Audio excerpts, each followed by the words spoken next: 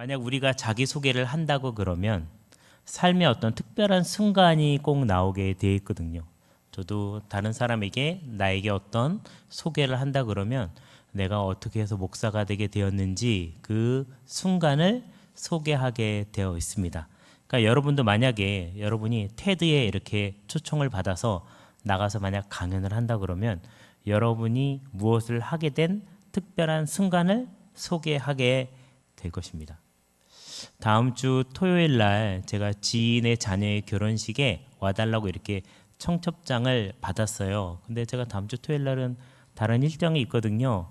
갈 수는 없는데 꼭 가야 되는 그런 자리입니다. 그래서 제 동생 보고 가야 된다고 얘기를 하고 보내기로 했는데, 이제 이 결혼하는 사람은 누구인지를 설명을 해줘야 되잖아요. 그래서 이 결혼하는 신랑의 어머니가 청첩장을 보냈고, 이분은 홍콩에 있는 사업가고 동생에게 소개를 했습니다.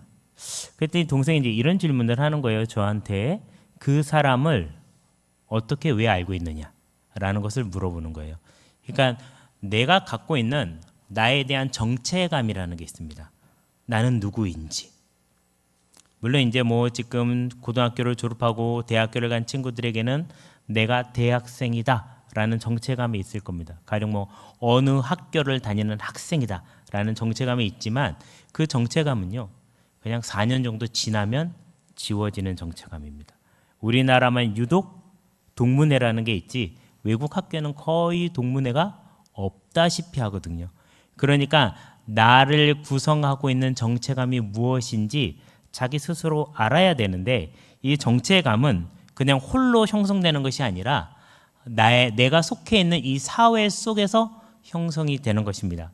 그래서 이 사회가 어떤 사회이냐에 따라서 나에게 형성되는 정체감이 다른데, 우리는 이 사회랑 별다르게 꼭 가져야 되는 정체감이 있어요. 그 뭐냐면 기독교적 자아 정체감을 가지고 있어야 된다라는 사실이에요. 그런데 중요한 거는 여러분이 교회에서 보내는 시간은 한두 시간 정도이고 나머지 모든 시간들을 내가 다른 세계에 속해서 살고 있기 때문에 나에게 형성된 정체감이 과연 기독교적인 자아 정체감인지 아니면 내가 누군지 모르고 혼란스럽게 살고 있는지를 스스로 점검해 보아야 된다는 사실입니다.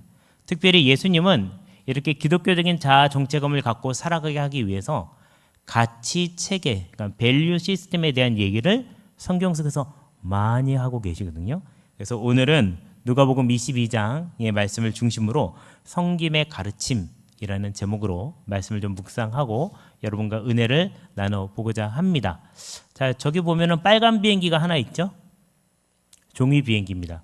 요즘은 뭐 안 접을지도 모르지만 제가 어릴 적에는 종이 비행기를 접어서 날리는 게 큰 재미 중에 하나였고요. 저기 보면은 하얀색 비행기가 있죠? 총 몇 개가 있나요? 그리고 그 비행기들이 향하고 있는 것이 있죠? 빨간 깃발이 있는 곳을 향해서 가고 있습니다. 이 그림이 주는 의미를 좀 생각해 보시면 좋겠어요.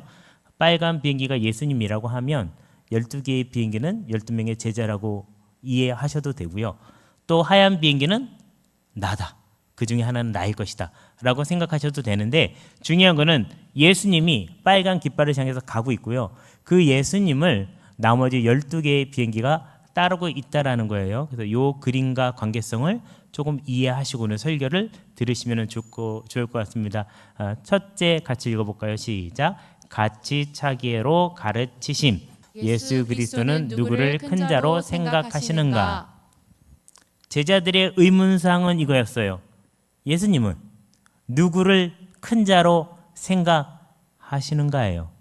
실제로 누가 큰 자인가? 라는 게 아니라 예수님이 누구를 큰 자로 생각하시는가? 라는 질문이었습니다. 온 인류를 위해서 예수님이 이제 십자가를 지러 가시기 전에 제자들과 마지막 만찬을 즐기시고 계시는데, 요일로 따지면 이 만찬의 시간이 목요일 저녁이었다는 거예요. 그리고 이 시간에 예수님은 특별한 제자들에게 이제 유언과 같은 당부의 말씀을 하시는데, 제자들끼리 자기들끼리 이렇게 약간 얘기들이 오고 가는데 약간 얘기가 예민합니다. 무슨 얘기를 하나 들어봤더니 이런 얘기를 하고 있었어요. 같이 읽어볼까요? 시작. 또 그들 사이에 그중 누가 크냐 하는 다툼이 난지라. 아까 말씀드렸죠? 예수님이 누구를 큰 자로 생각하시느냐, 이것을 자기들끼리 추론하고 있는 것이에요. 여기서 다툼이라는 단어가 나오는데 필로네이키아라는 헬라어인데 이 단어는 다툼, 경쟁을 좋아하는 마음이라는 거예요. 제자들끼리 굉장히 이게 심했습니다. 제자들 중에는 그러니까 마리아의 여자 형제, 그러니까 예수님께 뭐 굳이 족보를 따지자면 이모에 해당되는 사람들의 조카가 그러니까 있었으니까 결국엔 자신에게 입장에서는 사촌이 있었던 거예요. 이종 사촌도 2명 있었어요. 이 사람들도 굉장히 어깨를 으쓱거리면서 내가 예수님하고 이종 사촌인데 그래도 내가 넘버 3 안에 들겠지라고 생각하면서 얘기했던 사람들도 있었다라는 거예요. 이렇게 다툼을 굉장히 좋아했는데 아까 얘기한 것처럼 스승님은, 예수님은 누구를 가장 큰 자로 생각하시는가라는 거예요. 당시 베드로는 예수님보다 나이가 많았습니다. 네. 예수님이 제일 나이가 많지 않았어요? 베드로가 예수님보다 조금 더 나이가 많았습니다. 그래서 이제 성경에 보면 예수님을 이렇게 베드로가 꾸짖는 장면이 나와요. 간하다라고 이제 성경에 표현되어 있는데 꾸짖다라는 표현입니다. 그러니까는 이 사람들 중에 누가 예수님이 가장 큰 자로 생각하느냐. 그러니까 제자들끼리 이야기를 이어가기 때문에 이거는 실제의 상황이 아니라 자신들의 내피셜 가지고 얘기하는 거예요. 내가 생각할 때 예수님은 나를 큰 자로 생각하는 것 같아요. 이게 무슨 소리냐? 지난번에 예수님이 나를 바라보는 눈빛을 넌 보지 못했느냐? 나를 더 큰 자로 생각하신다? 아니야. 잘 생각해봐. 지난번에 어디 가실 때 너 빼고 우리 3명 데리고 갔어. 그러니까 넌 아니야. 이러면서 자기들끼리 막 싸우는데 이게 한두 번 싸운 게 아니에요. 좋아할 정도로, 아주 즐길 정도로 자기들끼리 내피셜 가지고 막 싸웁니다. 그런데 예수님이 그들에게 성김이라는 가치 체계, 밸류 시스템에 대해서 갑자기 훅 얘기를 해 주시거든요. 여기 27절의 말씀입니다. 같이 읽겠습니다. 시작. 앉아서 먹는 자가 크냐, 섬기는 자가 크냐, 앉아서 먹는 자가 아니냐. 그러나 나는 섬기는 자로 너희 중에 있노라. 아까 처음에 그림 보여드렸죠. 어떤 머리가 이렇게 긴 사람이 서빙을 하고 있죠. 네, 서빙을 하고 있는데 어디 가서 여러분이 서빙을 받으면 그 서빙을 해주는 사람이 높은 겁니까? 앉아서 주문하는 사람이 높은 겁니까? 주문하는 사람이 또 높은 거죠. 손님이잖아요. 서빙하는 사람은 집사죠. 집사. 여기서 섬긴다는 말은 실제로 그 디아콘이라는 말을 썼거든요. 그러니까 집사라는 거예요. 그러니까는 근데 예수님은 지금 너네 잘 알고 있지. 너네 갖고 있는 머릿속에 생각 나도 알고 있는데 먹는 사람이 크냐? 섬기는 사람, 집사가 크냐? 당연히 먹는 사람이 더 크고 높은 사람이다라고 생각하는데 예수님은 나는 근데 중요한 건 나는 섬기는 사람으로 왔어. 아, 예수님은 우리랑 밸류 시스템 자체가 다르구나 라는 것을 갑자기 훅 던지고 있는 거예요. 그러니까 자신들이 여태 싸우고 있었던 그 싸움의 정체가 밝혀지기 시작을 하고 있는 거죠. 사실 제자들이 듣고 싶었던 말은 이런 어려운 밸류 시스템에 관한 얘기가 아니라 예수님이 막 싸우고 있는 소리를 듣더니 야, 너네 그만 싸워. 내가 볼 때는 베드로가 제일 높은 것 같아. 베드로.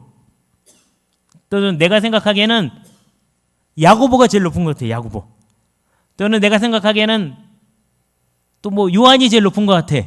이런 사람의 이름을 직접 듣고 싶었는데 예수님은 그 얘기는 안 하고 내가 높다고 생각하는 어떤 일을 할 때에 내가 적용하고 있는 밸류 시스템은 너희가 생각하는 거하고는 달라. 그러니까 너희가 이 밸류 시스템을 배우지 않으면 어떤 게 더 높은지 알기 힘들 거야 라고 말씀하시고 계신다라는 사실이에요. 그래서 식사할 때 앉아서 먹는 사람보다 누가 더 높다고 얘기하고 있는 겁니까? 서빙하는 집사가 더 높다라고 얘기하고 있는 것입니다. 자, 청년의 시기 때는 이게 굉장히 중요하거든요. 지금 여기 나와 있는 이 말이 굉장히 중요해요. 나의 정체성을 발견하셔야 됩니다. 나의 정체성을 발견한다는 것은 내가 뭐가 되고 싶어 하는지를 아셔야 돼요. Discovery, your why를 발견하셔야 돼요.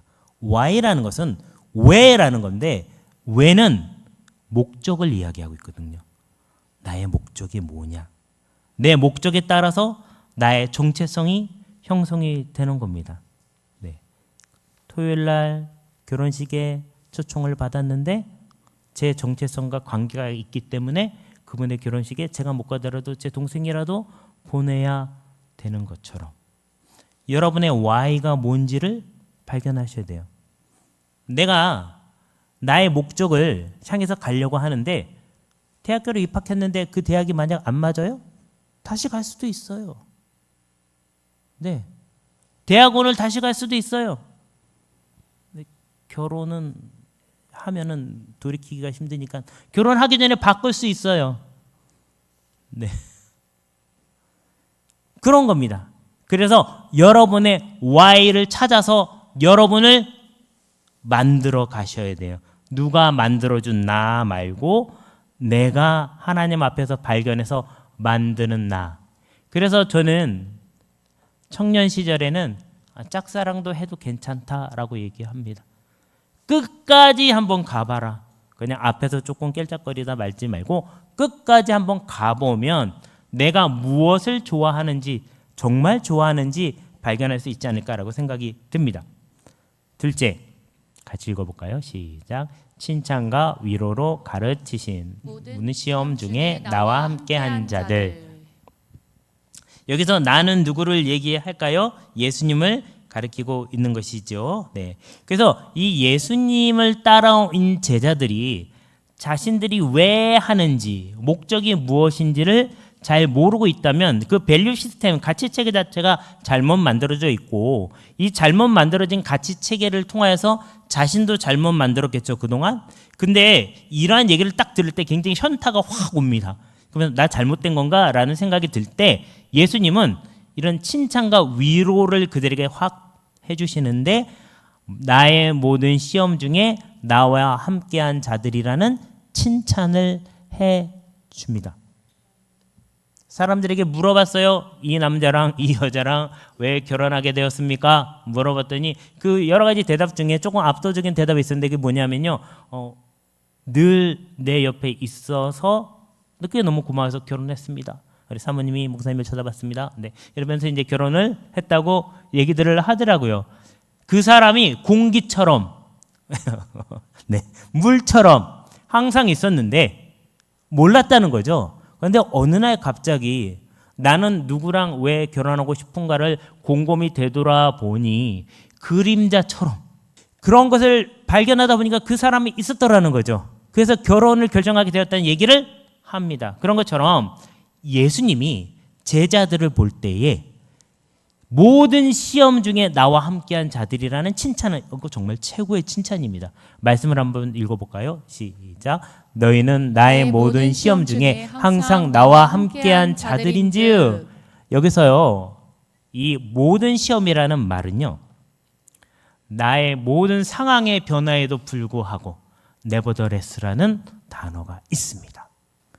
모든 상황에도 불구하고 우리의 자아 정체감이라는 것은 주변의 상황과 상관없이 흔들리지 않고 유지되는 것이 자아 정체감입니다. 자아 정체감이 제대로 형성되지 않은 사람은 이 말하면 이쪽으로 쭉 끌려갔다가 저런 말하면 저쪽으로 쭉 끌려가는 사람이에요. 교회에 와서는 기독교인처럼 살다가 교회 바깥에서는 같이 욕하고 싸우고 담배 피고 술 마시고 이렇게 사는 사람은 정체감이 아직 형성이 안 된 겁니다. 아직 어린아이예요. 형성이 제대로 안 된 거예요. 그래서 이런 모든 상황에도 불구하고 예수님의 제자들은 예수님은 따라갔는데 이거 페이라스모스라는 단어가 있거든요. 이게 뭐냐면 충성심인데 어떤 충성심이냐면 시험에도 불구하고 똑같이 유지되는 떠나지 않는 충성심이라는 것입니다. 여러분이 누군가를 이제 사귀게 되면은 이런 질문을 할 가능성이 상당히 높아집니다. 결정적인 어떤 상황에 있을 때에 나를 왜 좋아하냐 이런 질문을 할 수가 있습니다. 저도 많이 고민을 해봤거든요. 저도 이제 그런 질문을 받았기 때문에. 근데 막 고민하다가 내린 결론이 있었어요. 그거 왜 좋아하냐라는 것에 이제 넘어가면 안 된다. 거기 말리면 안 되고 이런 대답을 하면 그나마 조금 정답에 가까울 것 같다는 생각을 했습니다. 뭐냐 하면 왜 좋아하는지는 잘 모르겠지만 내가 좋아하는 사람이 당신인 것만은 확실하다. 뭐 이런 거죠. 충성심이라는 건 뭐냐 하면 예수님을 왜 따라왔는지는 몰라요, 잘. 근데 예수님만 따라간 건 확실해요. 예수님에 대한 마음이 한 번도 변한 적이 없어요. 이 제자들은 그거예요. 지금 예수님이 가르쳐주는 성김이라는 가치관은 잘 모를지 몰라요. 근데 예수님을 한 번도 떠난 적이 없다는 사실이에요. 예수님이 이것을 굉장히 높이 사고 칭찬을 해 주셨다는 사실이에요. 여러분이 지금 청년으로서 어른이 되어가는 과정 중에 있잖아요. 청년으로 살아가는 게 얼마나 재밌는지 모릅니다. 20대 너무 재밌었고요. 저 30대 너무너무 재밌었고요. 40대도 재밌었습니다. 네, 50대도 지금 재밌는 중이고요. 네. 그런데 중요한 사실은 이 예수님과 함께 살아가는 삶이 너무너무 스펙타클한 거죠. 예. 그래서 여러분 요거 하나님이 칭찬해 주시고 예수님이 칭찬해 주는 포인트라는 사실입니다. 그래서 제자들을 향한 위로와 격려 그리고 칭찬의 포인트가 바로 이런 부분이었는데요. 예수님은 이렇게 충성심을 가진 사람에게 약속을 예고해 주십니다. 바로 이 내용이거든요. 30절 말씀 같이 읽겠습니다. 시작. 너희로 내 나라에 있어 내 상에서 먹고 마시며 또는 보좌에 앉아 이스라엘 12지파를 다스리게 하려 하노라. 여기 내 상에서 먹고 마시며라는 말이 나와 있는데요. 이것은 요한계시록 19장 9절에 나와 있는 종말론적인 그 어린 양의 혼인잔치와 같다라고 이렇게 표현하고 있거든요. 그러니까 이 세상의 끝날에 예수님이 결혼식을 열어주신다는 거예요. 결혼식. 근데 그 결혼식의 신랑은 어린 양이고 신부는 우리가 되는 것인데 이 결혼식에 또 우리가 초청을 받게 됩니다. 그래서 이제 이렇게 요한계시록 19장 9절에 나와 있는 종말론적인 결혼식이 있는데 이거 한번 읽어보겠습니다. 시작. 천사가 내게 말하기를 기록하라. 어린 양의 혼인잔치에 청함을 받은 자들은 복이 있도다 하고 또 내게 말하되 이것은 하나님의 참되신 말씀이라 하기로. 기록하라. 어린 양의 혼인잔치에 청함을 받은 자들은 복이 있다라고 이야기하고 있습니다.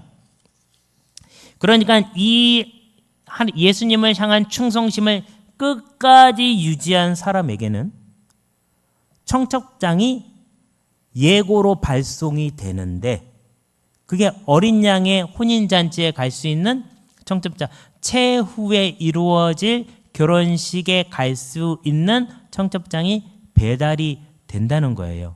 근데 중요한 건 아까 얘기한 그 충성심 있죠. 그거 지키고 가야 됩니다. 그리고 예수님이 얘기한 성김 있죠. 그걸로 지켜야 됩니다. 그런데 여기 보면은 그 혼인잔치에 가는 사람에게 주어지는 또 다른 게 하나 떠 있어요. 근데 여기 성경, 한글 성경은 조금 잘못 번역됐습니다. 또는 나와 있는데 둘 중에 하나를 준다는 얘기가 아니라 헬라어 원어에는 카이로 되어 있거든요. 카이가 뭐냐면 그리고라는 뜻이에요. and. 그러니까 그 혼인잔치에 참여한 사람에게 주어지는 게 하나 더 있는데 뭐냐 하면은 두 번째 거거든요. 저기 같이 읽어볼까요? 이스라엘 12지파를 다스리게 하려 하노라. 하나님의 나라에서 같이 운영할 수 있는 권한이 주어진다라는 거예요. 그 12지파에 대해서 얘기하고 있어요. 근데 여기 약간 논란의 여지가 있습니다. 어떤 논란의 여지가 있냐면 다윗이 왕국을 만들었죠. 그 다음에 그 아들 솔로몬이 또 왕국을 계속 유지하다가 솔로몬이 죽은 이후에 북이스라엘하고 남유다로 갈라집니다. 북이스라엘에는 10개의 지파가 있었고요. 남유다에는 2개의 지파가 있었습니다. 그 중에 하나가 유다 지파고 다른 하나가 베냐민 지파예요. 그리고 레위인은 이스라엘 전역에 퍼져서 살고 있었기 때문에 일부의 레위인이 살아남습니다. 그래서 이제 유다 지파, 베냐민 지파, 일부의 레위인이 살아남았거든요. 그러면 12지파입니까? 아닙니까? 아니죠. 10지파는 어디로 갔는지 몰라요. 지금 다 사라졌습니다. 그런데 이스라엘이라는 이름도 그대로 사용하고 있고 지금 이스라엘이라고 이름 쓰고 있잖아요. 살아남은 거 이 세 지파인데 그리고 12지파를 다스리게 한다고 예수님이 얘기하고 있어요. 그 얘기는 뭐냐 하면 이 지파들이 실제적으로는 다 죽고 사라지고 없지만 하나님이 회복시키는 그 나라에는 이 12지파가 다시 회복이 된다라는 합리적인 추론을 우리가 할 수 있습니다. 그래서 이 사람들이 죽기 살기로 자신들 없어요. 지금 다른 지파 없습니다. 그런데 이 이름을 끝까지 지키고 가고 있거든요. 그러니까 이것을 회복시켜 줄 거라는 것을 깨달아서 알고 있다라는 것입니다. 우리가 하나님이 주신 하나님만 따라가는 예수님만 따라가는 이 충성심을 버리지 않고 살아간 사람에게는 마지막에 이 결혼식에 참여할 수 있는 자격이 주어지는데 이 자격은 결혼식에 참여하는 자격뿐만 아니라 하나님의 나라를 함께 다스릴 수 있는 지위가 주어진다는 사실이에요. 자, 이거 가지려면 어떻게 해야 될까요?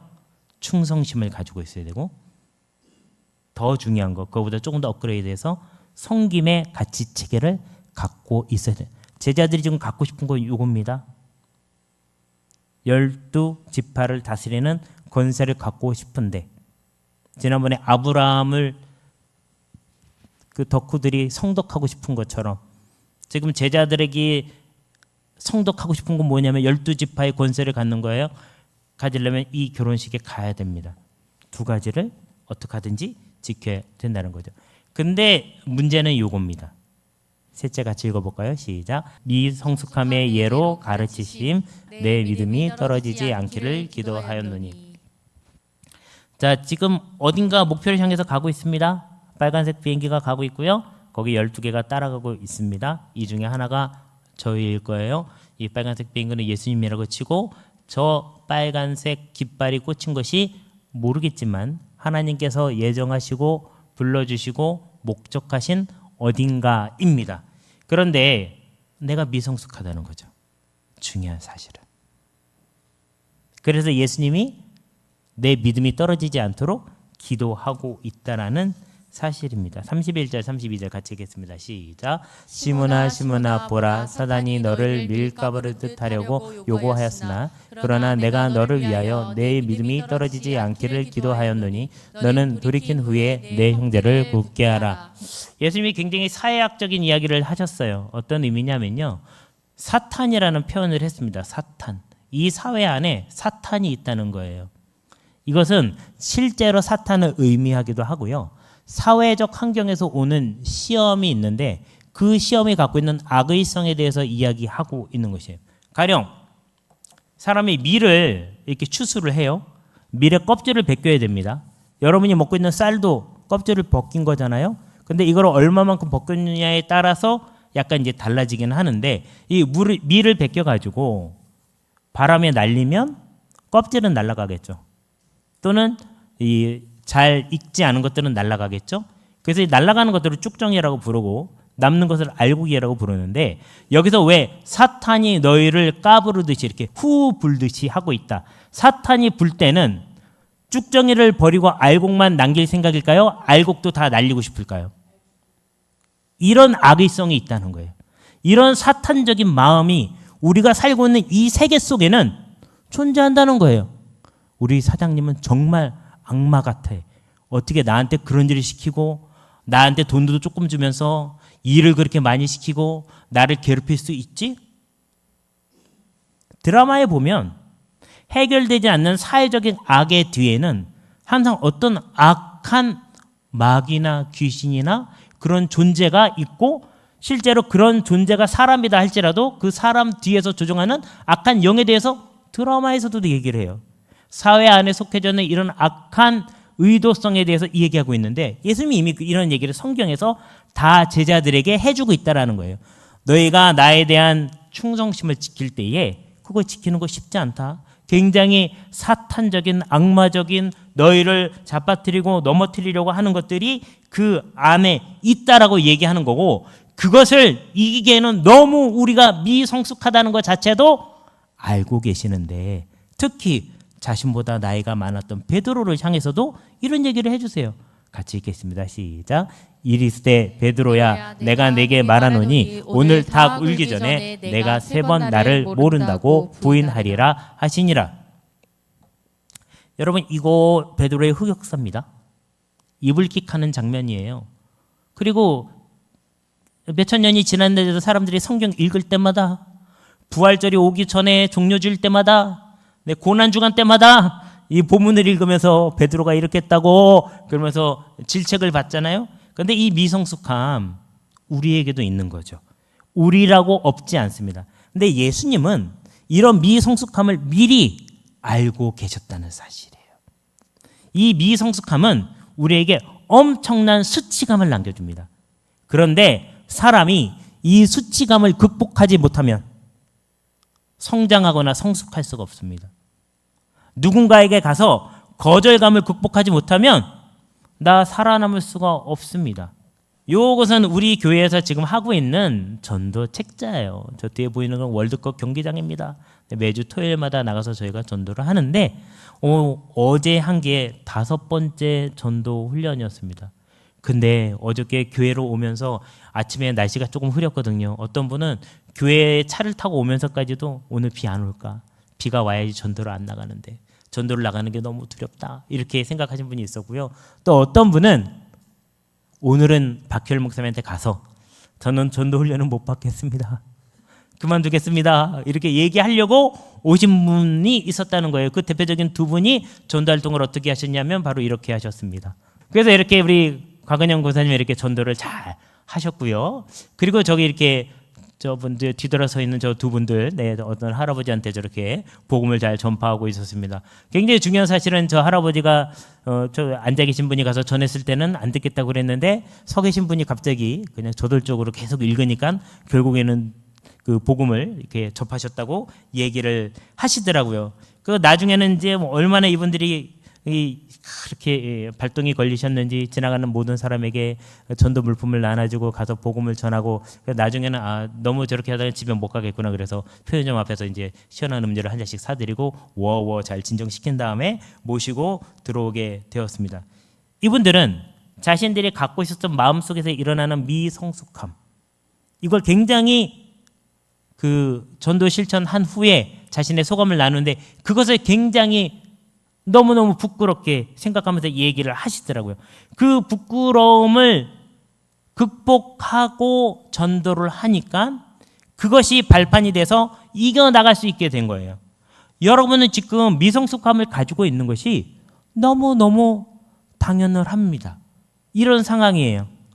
전문적인 무선 장비를 써서 이 어린이가 지금 통신을 하려고 하고 있지만 이 어린이는 어리기 때문에, 미숙하기 때문에 당할 수 있는 수치감의 상황들이 있지만 이 수치감을 계단을 삼아서 올라가셔야 돼요.